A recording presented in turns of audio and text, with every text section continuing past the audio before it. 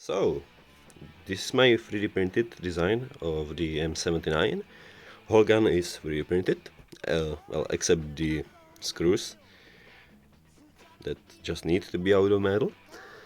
This configuration is called the side off, or cut down, because it has cut down barrel and stock. But I also modeled a full size variant of the gun. So this is the full size Gunner Corp stock. And this is the full-size barrel with all the features that it should have, like the functional front sight, so you can see it there. Perfect. I make this a modular system, so if you remove this screw, you can then remove the barrel out of the one receiver, and if you remove this screw, you can remove the stock. You can basically build your own M79. My focus was to make this gun historically accurate as possible, so I also included Gunner Corp markings. I also included a realistic cocking mechanism that originally cocks the hammer inside. Well, obviously there isn't any hammer, there is just a push through style firing pin, like on any other 40mm airsoft grenade launchers. And yeah, you really don't have to install those two levers, they are just purely cosmetic to make this gun more realistic. So,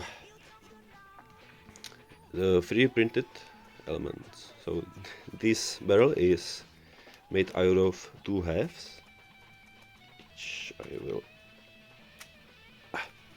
separate right here. And those two halves are connected under the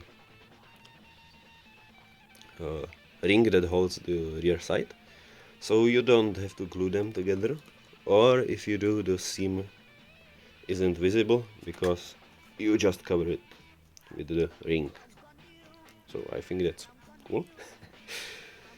Also, it has functional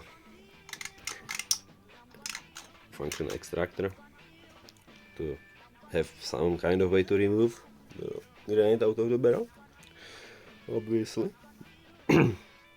And also the full-size stock is out of two halves. The seam is here, you can probably see it on camera, but I cover it with Tamiya putty and sand it. I choose to replicate the Gunner Corp gun because I think it looks cooler than the Winchester. The safety works, so if I put it on fire, you can see the F. Oh, now it's unsafe. So I think it's pretty neat, pretty cool. So let's now see how modular my system is. So we are gonna start with removing this screw, like I said before.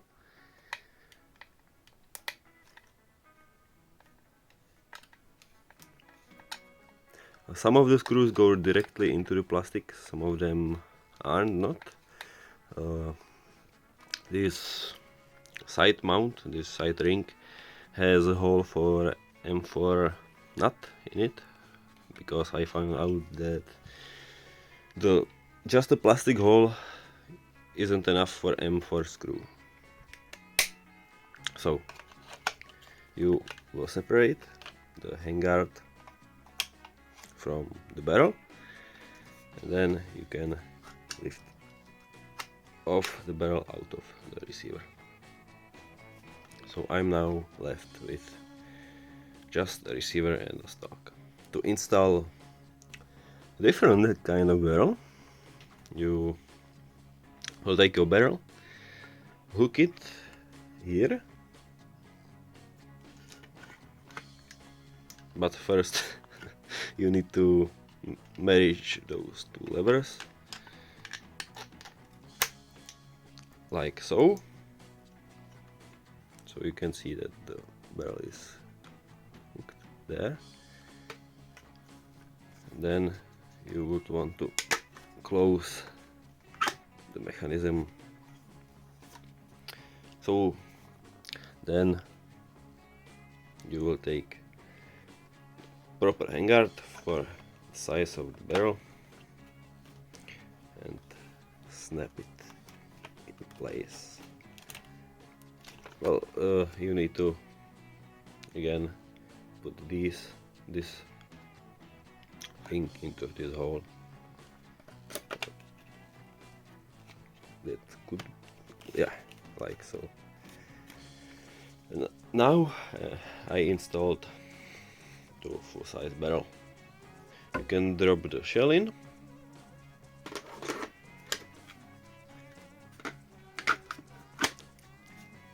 Close it and fire it.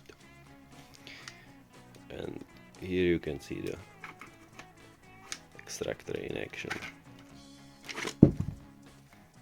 Pretty cool, huh? Now, to swap the stock, you need to remove this screw. The original design is for M8 screw, but you can also use a screw for wood.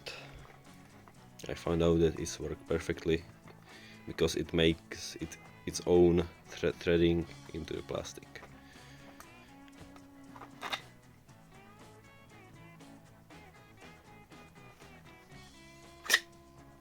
And here you go. Here you can see the mechanism. Just a basic push-through style. Yeah, the safety pin fell out. Awesome.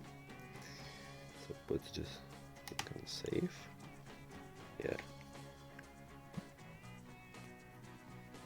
To install full-size stock, you will just put it on the receiver and put the screw back together. And yeah, that's a big boy. The model is for free on printables.com, the Prusa website, because I'm a fan and I don't really know how to put models for money on the other sites like Kults or Kud3D. I'll put a link for it into the description.